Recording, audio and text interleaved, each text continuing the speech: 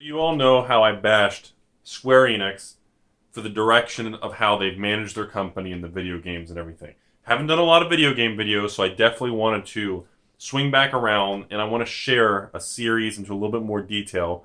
You guys have seen me talk about the Persona series a little bit here. I've kind of dropped some little hints and lines, but I really wanted to discuss it. I really want to show the opposite of the spectrum of a company like Square Enix. I guess I won't call it Square Onyx. Everybody got so triggered. It was funny, but then nobody focused on the actual video, so it was supposed to be a joke. Anyways, so a lot of people in the Western world, aka the United States, where I am, because we're highly educated, because most of the public is really good. Anyways, a lot of people call this the Persona series. Technically, I believe it's called Persona. I apologize in advance if I mess up a lot of the names or the pronunciations from the Japanese and the names and everything. These series were invented, done, produced, whatever. The storyline, it is by the infamous Shin Megami Tensei. Now, I apologize again if I'm ruining the pronunciation. That's what I've always said. Some people call it Shin Megami Tensou, but I believe it's pretty much Shin Megami Tensei. I believe the pronunciation. I could be wrong. You guys can beat me up if you want. This Persona series is something that's been around for a very long time, and to me is a very special series.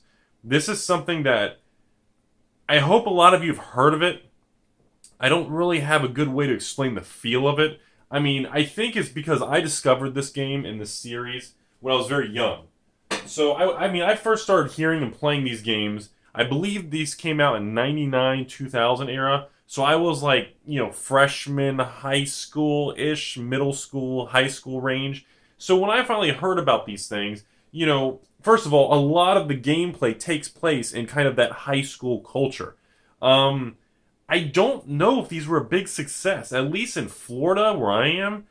I don't think, my kind of close clique of friends, we liked the video game, we liked the feel, the culture, and the style of it, but I don't think they connected very well mainstream to the audience. Because remember, and I want to remind everybody on a side note, this was still the 90s. In the 90s, if you were a video gamer, or if you were into computers, you were just a basement-dwelling nerd. Remember, Magic video game, this culture was not considered mainstream. There was no Penny and Big Bang Theory, Sheldon Cooper, mainstream. There was no nerds and Comic-Cons and conventions and GPs for Magic and this was an era where, again, it was still very frowned upon that you're just not socially acceptable. And I don't believe these type of products were very well received, especially video games based around a lot of Japanese culture. And I could be wrong, and you guys can beat me up again. I know you do if I miss up in the slightest thing.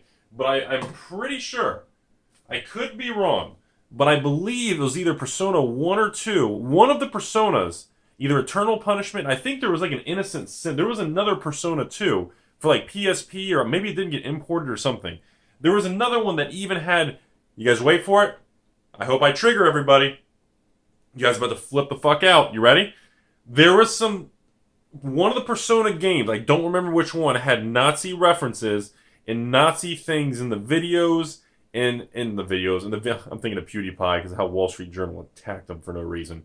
Anyways, there was a thing about one of these video games had Nazi things like the enemy. There was some in the storyline from the Japanese culture. And I can't remember. I remember playing it when I was a kid. I don't remember if it was the US or a Japanese import. And again, you guys can still see. Here, I'll come around the camera. I don't know if you guys can see in detail here.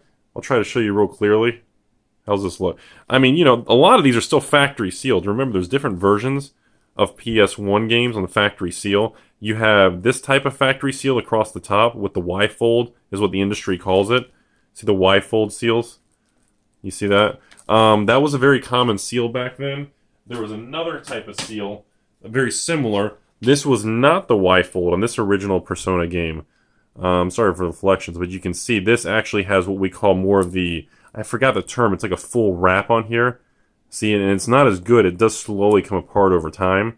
But this does not have the Y-fold top, but it does have what we call the little barcode sticker across the top. It was like a little, like kind of a pull tab thing for people. Because remember, in the 90s, a very hot thing was to quote-unquote, I know it's goofy sound, you guys are going to laugh at me, but remember, in the 90s, I know a lot of you forgot or you're too young, a very popular thing to do was in stores, people would slit DVD, well, I guess there wasn't DVDs. They would slit video game cases, and they would slip the disc out for software companies, video games, PC and Mac. That was a very big thing many, many years ago. And so that was one of the reasons they added this seal across the top, because a lot of people would steal discs back then. That was a really big thing once upon a time, right? So anyways, I wanted to really focus on this Persona series. It still goes on.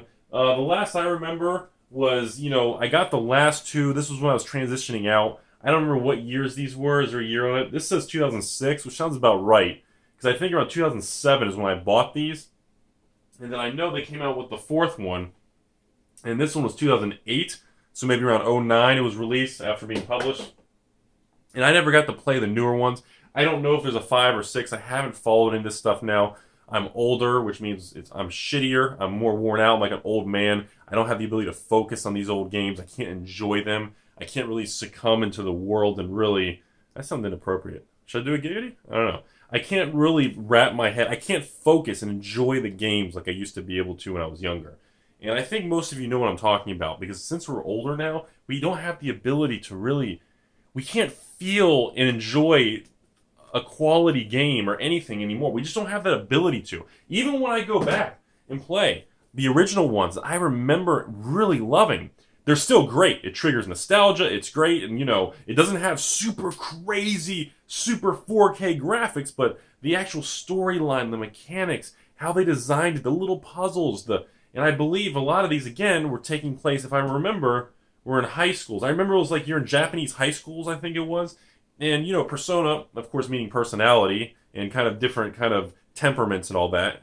And I just remember you could make decisions in the game that would be it would affect how the relationships you would develop with the other characters, with male and female.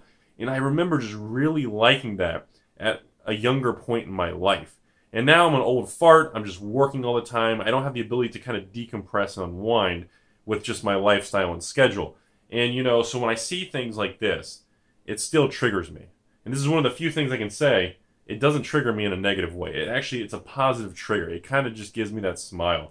And, I don't know if it's just because I was young and, my brain was more absorbing and vulnerable and, still growing and developing, blah, blah, blah, that bullshit. Or I don't know if just the newer games today don't possess that love, passion, and that depth to make the game good. I don't know which way it is, but I know something's different. And it's either me, the game industry, or how... I don't know what part of it, or it's a little bit of everything that comes together to make everything completely different. I'm not really sure, but like I said, I wanted to make a cool video about this Persona, and I believe Atlus does all these, right? Didn't they? Yeah, Atlus does the newer ones, and Atlus did the older Persona games. So, in Shin Megami Tensei also has a ton of bad-ass other titles. I mean, I believe he did the Devil Summoner series. There was all these Eternal something. He does a ton of awesome storyline, intricate, cultural type of games that I highly recommend. If you guys are into retro gaming or into any of the older stuff, check it out. All his old stuff. I can't vouch for anything new because I'm not familiar with it. But like I said, this video, I'm not actually wound up or negative or anything bad to say because I love these games. And honestly, I don't even have a lot of bad things to say about Atlus. I mean, I don't fully agree with their management style and their distribution style, but overall, they license a lot of good shit. Atlus is responsible for bringing a lot of good Japanese culture style games, a lot of the role-playing adventure style games into the Western world, into the United States and Canada. They are responsible for them. They're the one who took the chance. It's very similar to some other companies. I can't think of a lot of them off the bat. I know recently, like NIS of America, some people call them NISA. NIS of America is one of them. There's a couple other ones. I don't even want to talk about Square Enix anymore. That trigger you guys? No? Okay. One other thing I want to get into is the aspect of, well, Rudy, I understand you like all this stuff. That's cool that you even saved your old stuff when you were in high school. That's badass. It's cool, man. I like how you kept regular and sealed. But what about investing in it? What about this whole new culture of retro game investing? And I'm a huge fan of a lot of other video game channels. I watch a ton, man. I watch a ton of video game channels. Everything from the Let's Play series of people just playing different games to the podcasts like Pat the NES Puck. And Ian, I hope you feel better out there. Dude, sorry to hear about your health problems. I want to do a throw out to that. I've never really talked to you guys, but dude, that sucks what you're going through, man. Ian, I hope you feel better one day with Pat the NES Punk and the completely unnecessary podcast. Dude, that's shitty, man. I hate to see bad health things happen to people. So anyways, but, as far as investing in this stuff goes, absolute, without a doubt, no exceptions, do not, under any circumstance, invest in video games as a long-term basket, mutual funds, diversifying into different games, different consoles. No, absolutely not. Under no circumstance, anything. You guys know I have a lot of retro factory sealed NES games. The NES, Super Nintendo, Game Boy, PS1, PS2, that era, I'm a big fan of. I have put a lot of money and time into it, buying over the last 10 years. But that is a hobby. To me, I do not look at those. If I do a balance sheet of myself or any form of financial breakdown, I do not count the money I have in video games as an asset. And I know technically, I've gotten in many arguments with friends and local people about that, where a lot of people say, Rudy, that technically you're wrong. Anything an asset, if you literally have factory sealed Persona 2 Eternal Punishment games, I paid maybe $50 a piece for these. I don't know what these sell for sealed now. Maybe $100 a piece, maybe. I'm not really sure. But the thing is, if you can go on eBay and hit completed sold listings, and people have been buying sealed Persona 2 Eternal Punishments for $100, it is an asset. It is worth $100. It retains value. It moves. It has growth, ups and downs. That is an asset. There's a market for it. It's a commodity. It has the ability to have a pegged price that moves along based on buyers, sellers, blah, blah, blah. So people always argue that with me. I still don't look at video games as an investable vehicle. I look at it as a good way to diversify from magic, art, other collectibles, if you're a gold, silver, if you're a Bitcoin, Litecoin, whatever. If you want to get into cryptocurrency, any form of actual commodities, hard assets, giggity. If you want video games, if you want cards and diversify between sports, non-sports, that's all fine. Comic books, don't want to forget you guys. Graded currency, old school graded, what we call large notes. I'm a big fan of those. Silver certificates, gold certificates, educational series from 1890s to 1899, 1.5, kind of the educational large U.S. bank notes, graded and all that. I'm a big fan of all that. Probably just rambled a lot really quick there. Sorry about that. But the thing is, I have a very soft spot. I like this stuff. It does it for me. It gets me off, man. I love this stuff. It's a feel-good throwback feeling that I feel everybody watching this video, as we all get older, I think it's going to continue to be something that's going to connect with a bigger and bigger audience. 20 more years from now, everybody watching this video who actually played Persona on PS1 or PS2, 20 years from now, if you see one of these sitting somewhere, or you find a factory sealed one, you're still going to remember what it is. It's still going to trigger that nostalgia. It's going to trigger your memory. You're going to connect with that. And just the basic human emotion, human nature, you're going to want it. Now, whether or not you're willing to want it for the price point at that point in time, that's different. Everybody has certain markers and margin. They have certain points where I'm backing off. But you're going to like it. It's going to create a feeling that cannot be duplicated. Therefore, people say, Rudy, investing in retro games is a real thing. You should treat it as a real investment. I still can't. I'm sorry. I can't do it. I know about Tim Atwood with the NES games who has, cases and a pallet of sealed NES games. I know about the stories. I've seen the pictures. I've had people send me pictures over the years when I was buying and negotiating for games that they have cases, or some distributor or some Walmart or Pick and Save or Kmart or Blockbuster, something went out of business, and there's cases of 1,000 of this, 500. I've heard the stories. I've seen the pictures. I'm not saying every game out there is vulnerable to that kind of surprise supply influx, which can decimate product values. But the video game world was not an investable world. It was produced. Even the original Persona, or even Persona 2 Eternal Punishment, this game was made years ago. They probably sold 5-10 million copies of this. 5 to 10 million is the supply. Think about that. One item. And that was years ago. And I know a lot of them were destroyed. Kids played with them. Some were open. Some were broken. Some were used for rental. I get it. Cases were thrown away. Books were thrown away. But I'm trying to tell you guys that there's too many unknowns with retro video games. There's no way I can tell anybody to take $10,000 or $100,000, buy a ton of sealed games, because you don't know supply. You don't know when someone passes away and there's an estate of a palette or a warehouser. There's just two, unlike Alpha, Beta, Magic, or graded, Arabian Nights, Antiquities, where we kind of know the old print runs. We kind of know what we're working with. We know what's left. It was, unlike a video game, original Magic cards and original Pokemon cards. It's like finding base set Pokemon cards. There's a shit ton out there. Most of them were played. Again, sleeves and fancy stuff weren't used. Where in a video game, it's either in good condition, the disc is scratched, or it's not. When you played with cards, they were worn and destroyed. A lot were thrown away. We know this stuff. So I'm done rambling with that. I'm sorry I went on so long, but the point is, I want to touch base on something I'm really, really happy with. Something I like.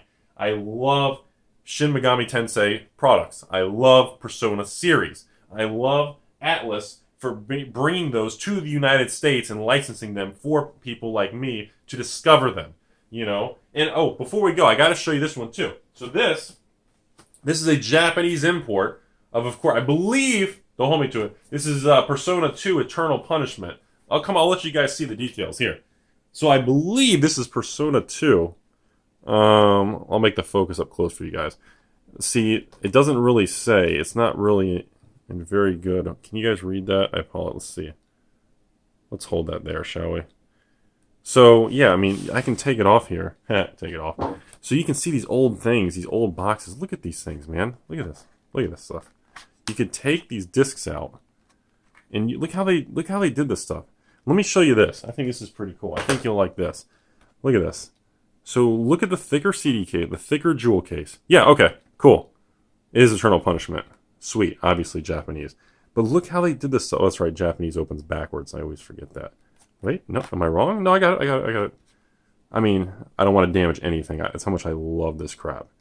Is my focus really disaster for you guys? Okay, so look at this stuff. And of course, I want all this stuff spotless because I don't even know how much this crap costs if I were to even find it nowadays. I want to show you even the book. Look at this stuff. I want to show you how they did it back then. Oh, look, the side jewel case, like a new sticker thing. So you got the discs and everything. Here, check this out.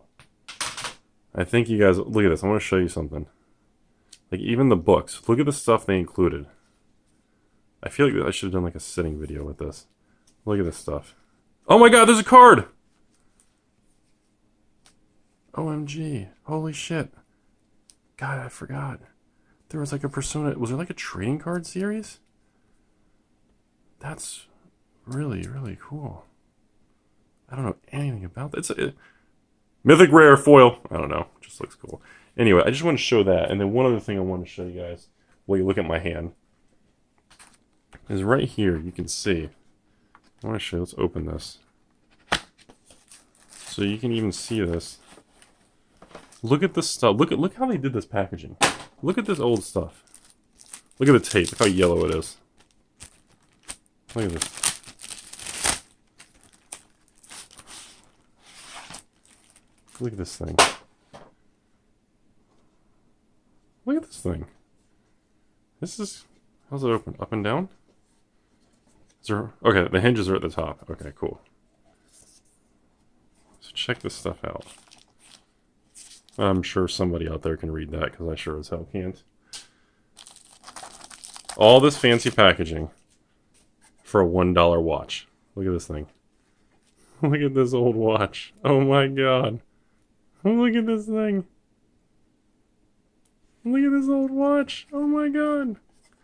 And I think this is like a pendant or a necklace or something. Look at this old stuff, man. Dude, that is kind of badass. It actually, oh my god, that's kind of cool. Alright, anyway, sorry it didn't take so much time. I just wanted to show you guys this stuff. That is just really cool. I just wanted to finish up the show. I'm just saying, back then, even with the cheesy watch and stuff, like the presentation, the way they did this stuff, was just so badass, man. And I know they make all kind of collectors and limited editions and all this crazy shit now, but it doesn't look and feel like that shit, man. That just... I can't believe there's a trading card in there. That's really cool. Anyways, Rudy with Alpha Investments. Just confessing my undying love to the Persona series and the infamous Shin Megami and how badass his stuff is, his ideas, and his ability to be creative and outside the box thinker. Tell me what you all think. Tell me about your history. Do you guys even know any of this shit? Do you guys even remember it? I mean, some of you younger people are probably just going to be like, dude, Rudy, That's some old shit, bro. You know, let me know what everyone thinks. I'd love to hear the stories with you guys. If you actually played these, if you have sealed copies, if you remember it, if a lot of your family or friends or teachers in school thought, oh, that's evil, that's devil shit. Ugh. You guys remember that stupid stuff. So, Rudy with Alpha Investments, you guys have a fantastic day. Light up that comment section. Until we meet again.